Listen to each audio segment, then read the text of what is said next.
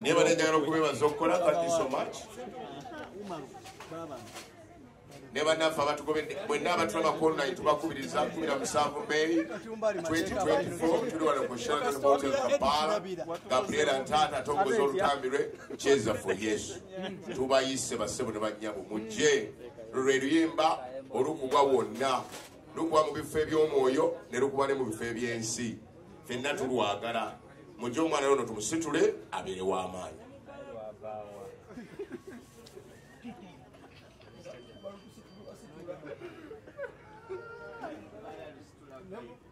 Buli wamu ne SMP SMP media. SMP tours and travel. Ate bayinza n'okuzaayo ebweru ku luno.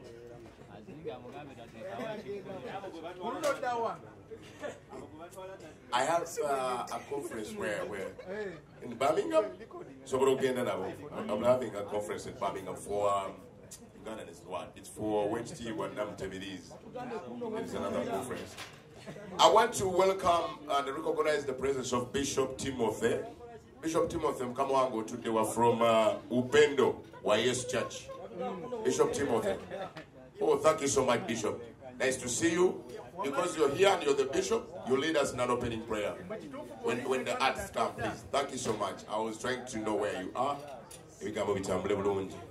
Okay. The second I go Canada.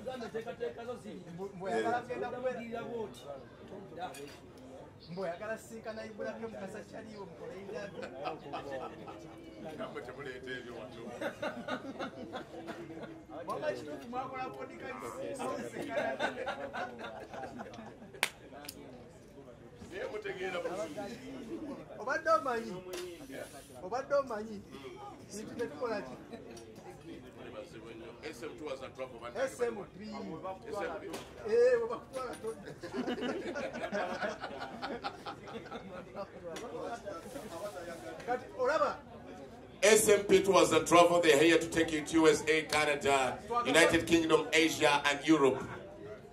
Juliana Complex, Rumo Street, Kampala, Uganda. Where bari? Mwe wabu de Canada. Nabulizo college. Mwe e Canada. Aba SMP Tours. Mwageze naba? Ana.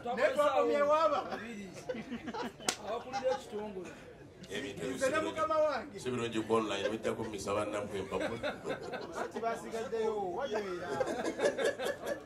Wagenza ana mazze babiri. Abantu tubawe emirimu. Yeah, SMP Tours and Travel. Kale mutukoze bulungi. Naye bambi mwana oyo mwakusente kati muva. Temunava wali is doing a very great job for you. Kale, oba tujja tuli ebyokulya.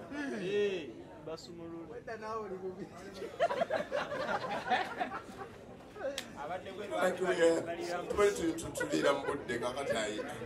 Simanyire bwe mukikola. Hey, African, but now I feel it's not too good. I got to ya.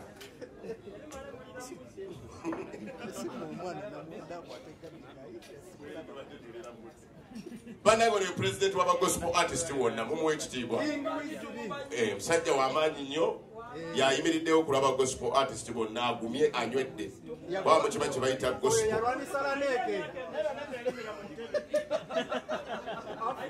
ore yajja kola neke oyo yafugawa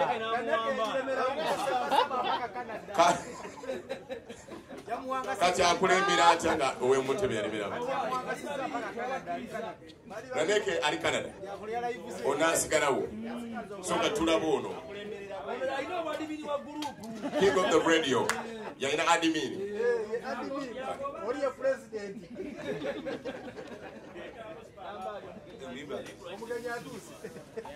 Okay, members, let's get ready for Gabie. Members of the press, let's get ready for Gabie. Tumwe bambi akakabye nnyo. Omwana pa music wakabye, Gabie nga jack stage. Wow. Members of the press.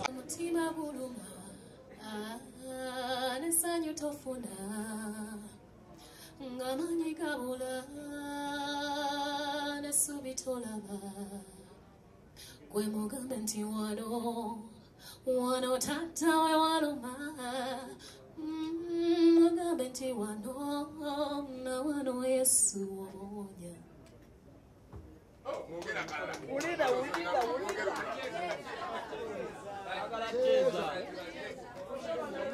From the moment Jawanonda on Padde Unjera on Twala Wanunjate. From the moment Jana Wadant, young area Chuga, Katin Dimwana Mami. On call it David Unjinai, on call it David Unjinatin, don't call it David Unjinakutendanga. On call it David Unjinitagambika, I will praise you all my life. Bagambia dance for Jesus, so Jesus, Jesus for Jesus. See my money that dance for Jesus, way. Jesus, Jesus for Jesus. All right, thank you so very much. The entire gospel fraternity is behind her and is supporting her. I know for a fact that all the gospel artists are friends with her, and as we speak right now, some of them are interceding and praying for her, and that's it. So I also, the general manager of Spirit TV and Spirit FM, that we've felt that we definitely need to support Gabie as well. So from those different fronts, I know for a fact, and I'm persuaded, that if there are lame people, sick people, those that are hurting in any other aspect of their lives with diseases that I can't even speak about, come to that particular day expecting your healing, because she's going to minister you into that particular realm as well. Why do I have a feeling that when I look at Gabie, covers both audiences, secular and gospel? Has it ever been into your mind? Yeah, because she worked on a secular media house, on a secular show as well. But she sings gospel music, so now she doesn't work there. But so she commands. You see, in lockdown, people got to look for Jesus. They looked for God, and then it didn't matter whether you were Christian or not a Christian. People wanted someone to believe in to get them through that particular time that that was very unpredictable. So ministers like Gabie, they really got us going throughout the lockdown.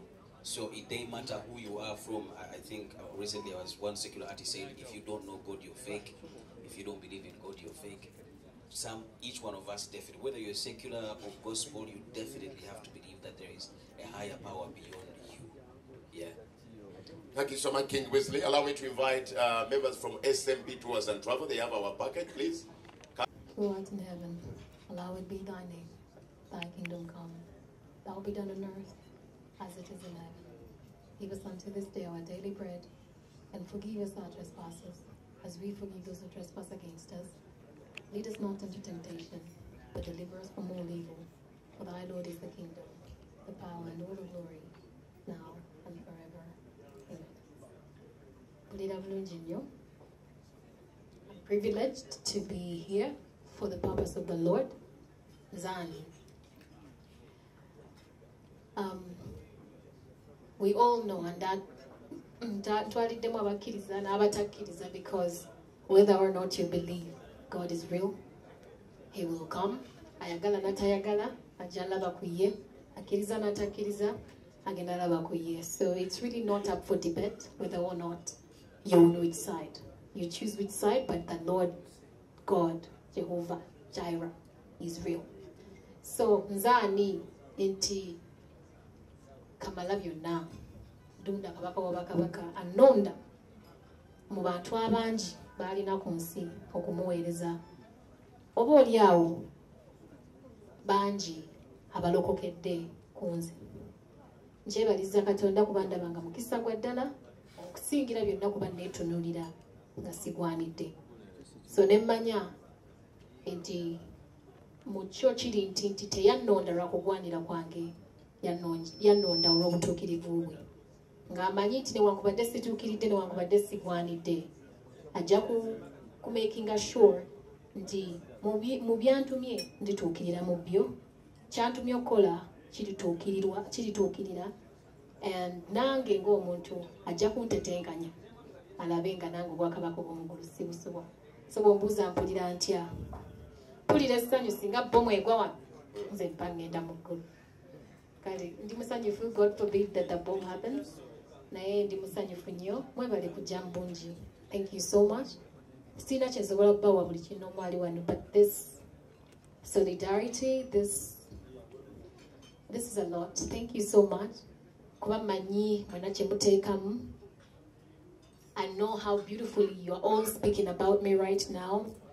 mukama abampeera omukisa sirina gwempisaamu maaso wano kubanga kyemukola nange sikiyinza and buli omu tebamukase there's not an amount that we can pay you that is worth the work you're doing so thank you so very much the media that is here thank you so much may God richly bless you Gabie mubasumba bonna n'abayimbi bonna aba gospel lwaki walonze Pastor Twina okubeera okumpi olwali Pastor Twina sinze namulonze mukama ye mulonze but away from that he's my friend mu industry eno nsanzemu emikwano emizibu n'emyangu Pastor Twina is one of my favorite people as a person nga n'obusumba tubuzize ku bbali mukwano gwange nnyo nti bw'oba otunudde n'obeera nga gwe muntu ajudginga amangu oyinza n'okusanga ng'okoze ensobi he's my friend and ye muntu nti twogera kitono kubitukwatako naye kisinga ne twogera ku Mukama Katonda kale nze gye mikwano ginsanyusa kubanga buli wenva ku ssimu oba wemba naye omuntu oyo nvaawo nga nina kyenfunye kusinga okuba nti oba tunaatuulawo ne tugeya gundi oba tunaatuulawo ne tweyogerako nze nina kino nakiri naye ne twogera ku bwakabaka bwa mu ggulu so kinsanyusa nnyo he's one of my close people era Mukama Katonda bwe yantadde direction eyo saatunudde walala ne ŋŋamba nja kutambula naye kijja kuba kimala ekivulu kino kya kyeza fu Yesu kisinze kutunuulira kingaggwe omuntu alimu ebya Katonda ekivulu kino kisinze kutunuulira bantu kudde eri Mukama He's really so little about me and so much about God. Olw'ensonga nti nze kyekiruubirirwa kyange. Omuntu ne bw'anajja n'antunuulira nga nnyumye, it will carry so little. Kuba kati mmaze okunyuma kati ki? Kati mmaze okuyimba amaloboozi mangi. Every person in there, different intonation, amaloboozi mangi ate amalungi. So seetunuulira ne ŋŋamba nnyimba nnyo. Nyimba kwolwo Mukama lw'abaŋŋambye. So the concert in itself is really aimed to draw people to God. Era ngenda kukozesa kakisa kano okugjawo kiri nti ekivvulu ky'abalokole. Kino si kivvulu ky'abalokole. Kino kivvulu ky'abantu ba Mukama. That includes gwe yalokoka naawe atannaba. Ali eyo ng'ondaba. Obwenzi bukususseeko, obwamalaya tebatuma, obukumpanya, jangu eno bakwagala. Come where you're loved. Come see a God that loves everybody. Come. Ekivvulu kino nziramu si kivvulu ky'abalokole. Kivvulu ky'abaana ba Katonda. So come as you are. Oba olunaku lubadde lukyanga n'okuwula obadde ova kunyakula kasimu. Jangu weekweka eno. Osanga bw'onaamalira concert bw'onoonya nnyiniko okamuddise. Si kyo? So ekivvulu kino si kivvulu ky'abalokole. Kivvulu ky'abantu ba Mukama. Ate awo bwe mba njogedde bwentyo buli kinnoomu omulokole n'atali aba muntu wa Mukama. So come in big numbers. Tofaayo bw'otunudde jangu. Jangu olabe Katonda atasosola abantu. He's not a respecter of men. So ye talina gw'atunulira bw'otuukiridde okusinga abalala. Nedda si bw'atyo bw'ali. Kubanga singa Mukama asobola okwatula kuva gy'atudde nti kambalage ani atuukiridde mu mmwe butuufu ffenna geeyena tugiyingira. Ffenna geeyena tugiyingira. Gwe gw'otunuulidde nga ali perfect, probably a pastor or a bishop, bonna baba bagenda naffe muki mu geeyena. So tekuli atuukiridde ku ffe. era amaaso g'obutuukirivu tugatunuze mpola. Nze just sharing how my ministry and my calling is, but I know that I am called to the people, not to the saved. I am called to the people, not to the saved. One, because I have a story where someone was called to me, and by that time I was not saved. So if it weren't by them, would I be here? No. So I am called to everybody, every sinner, every person out there that is ridiculed, every person out there that is looked at and lost. You are looked at and people repulse you. Gwe njagala. Sembereno fetukola chi fetukwagala. Sembereno oba bakugamba nti oyo bwayingira mu kanisa n'ekisitaani abayingiriddeko jangu eno. Come this way. I'm not here for the saved. I'm here for them that want to be saved. Munjogere nyangu ekifulo kitumbye jangu nga bw'oli nange naakuwummuza. Lwe lunyiri lwensinga okuwulira mu Bayibuli. Pastor Twina Kasindaddeyo wa Gabie. Ogenda kuyimba, ogenda kubuulira njiri, ogenda kusabira bagwa. Muliddemu omwoyo mungi mu kifulo. Ajagala tukkiriza ne bannani believers to be part of this wonderful show. Yes. Asuubire ki? Banange neyanziza. First of all, I want to say thank you to every media house.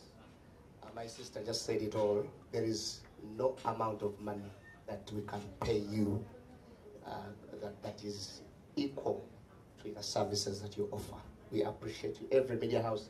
Kabaka Wesley Simanyuwoli, we want to appreciate you in our faith, Christian faith. King Wesley has really done a great work. My heart rejoices. Thank you so much. Now, Mukuru Zambaale agambye twanabayo okusaba lukungana lwa kusinza. Tugenda kusinza naye Mukama bw'akka, there are things you can never say it will not happen. Actually, the uniqueness about events where we call God, which is specific, then that is not God. When God comes, the unexpected happen. When God comes down, even my sister interview after the event, because God is going to surprise her herself. It's such a good. So I want to thank you. I am here to represent my brothers and sisters, more gospel industry. And I want to tell the nation that gospel music is supporting my sister Gabie. Fetwino lugero lwaffe naye ateze enkiikiridde abalala abaami n'abakyala abedda n'abaliwo omanyi wawula nti oli yavaako no yaliko. But I'm representing the gospel music. My brothers and sisters are going to be here on the 17th. Mukama banjagalire, Mukama abempe mukisa. You cannot miss that day. Okusinza tugenda kusinziza ddala. Obadde mu bivule by'amaanyi nnyina wali obikozeeko. Kusoomozebwa ki Gabie kwayolekedde?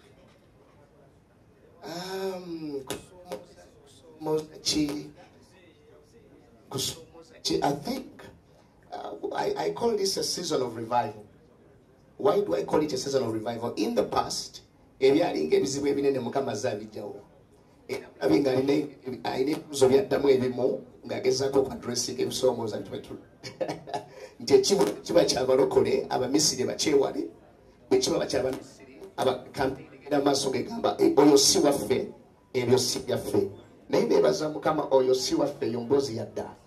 I think that is in the past.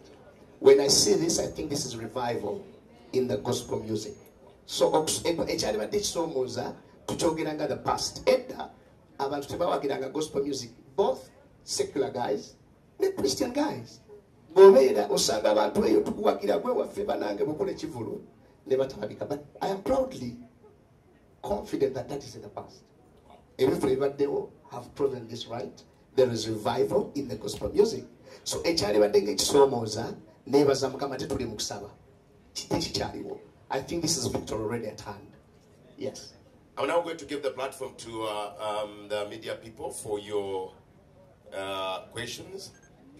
Ekibuuzo bw'okyagala oba kigenda wa Pastor Twina oba kigenda wa Gabie, ndagala kikolema because obudde bututwala emisinde. 1, 2, 3, 4, 5, 6, 7. Naye ndowooza tujja kuyimirira saidi za wano muleme kuyingira mu bifaananyi bya bannammwe. Can you gyempolampola? tubakkiriza okubawaayo obudde erinnya media house n'ekibuuzo bibere bimpimpi because twagala okukuuma obudde. Nze Gavinyo Chikiri Commander kola n'abazzukulu ba Buganda Delta TV tukole ndi wano mu biti bibiri kikiridde omwami Abbe Mukiibi n'omwami Gasita Lulintake.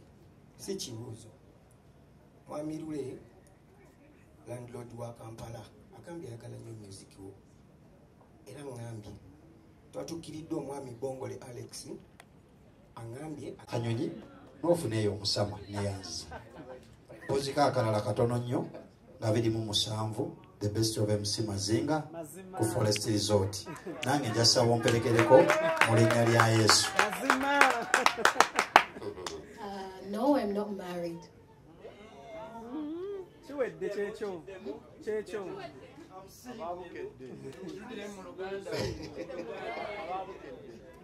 Era mwagala yongereko bannange mu Luganda wabukedde yabuusa akatwe mu Luganda. Siri Mufumbo. Kituufu era kyekyo ne mu Luganda. Ndowooza yogedde amaze okubadde mwetaaga era kikomyawo temukyongerako. Siri muki? I'm not married. Basi muno benyo ndowooza